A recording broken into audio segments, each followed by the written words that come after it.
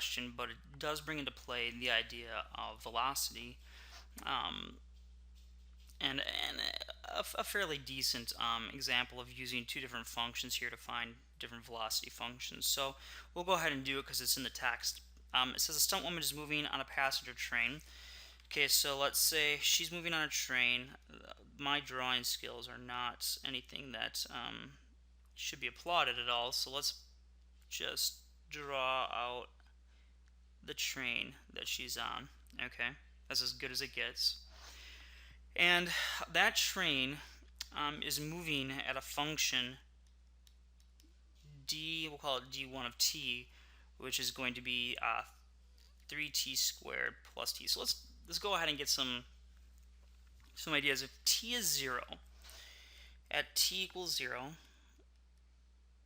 the distance is also 0. So at time 0, there's no distance. At time 1, the distance is equal to 4. And at time 2, the distance is equal to 2 squared, which is 4, times 3 is 12, plus that is 14. Okay. Now, it doesn't say what this distance is in. Let's assume it's in feet. Okay. It really is irrelevant. Now, there's another train that's also a freight train that's also moving in the same direction. Okay. And it is moving along, but it's traveling at a different speed, of course, and its distance is given by t squared plus 7t. So at t equals 0, this guy is also at a distance of 0. When t is 1, this guy is at a distance of 8, and when t is 2, this guy's at a distance of 14 plus 4, or 18.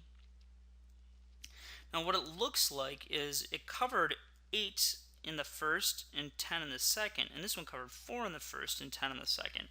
So the safest time for the stunt woman to jump is when the two trains have the same velocity, because if you jump from one train, over to the other, and this train's moving significantly faster, well, your feet are going to go up from underneath you. So you prefer that the two trains are traveling at the same speed or the same velocity. Well, velocity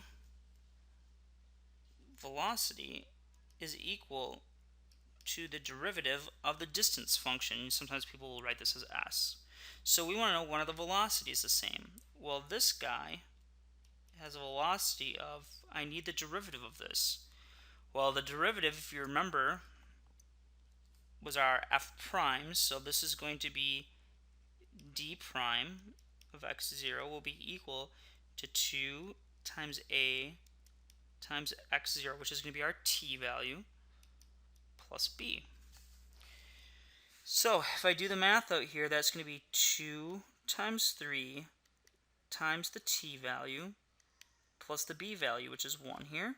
And this one's going to be 2 times the a times the t plus the b value. So these are the two, we'll call this velocity 1 and this velocity 2. These are the two velocities. So this reduces to 6t plus 1, and this reduces to 2t plus 7.